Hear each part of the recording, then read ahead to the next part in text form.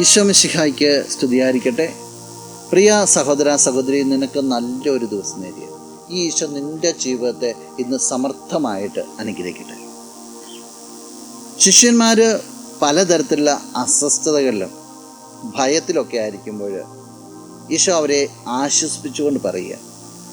വിശുദ്ധ യോഹന്നാൻ അറിയിച്ച സുവിശേഷം 14-ാം അധ്യായം 27-ാം തിരുവചനം: ഞാൻ നിങ്ങൾക്ക് സമാധാനം തന്നിട്ട് പോകുന്നു, എൻ്റെ സമാധാനം നിങ്ങൾക്ക് ഞാൻ നൽകുന്നു. ലോകം നൽകുന്നത് പോലെയല്ല ഞാൻ നൽകുന്നത്.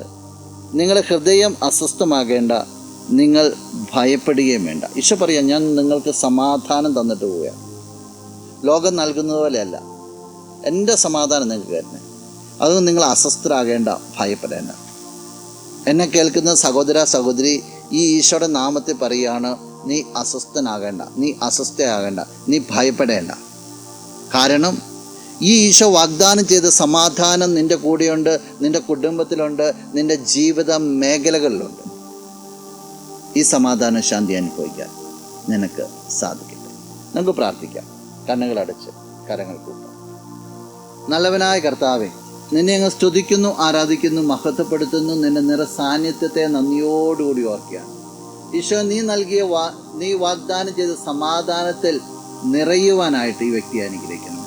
എല്ലാ തരത്തിലുള്ള ആശങ്കകളും ആദികളും ഭയത്തിൻ്റെ മേഖലകളും ഈ വ്യക്തിയെ നിൻ്റെ നാമത്തിൽ വിട്ടുപോകട്ടെ.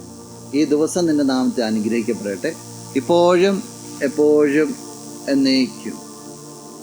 ആമേൻ.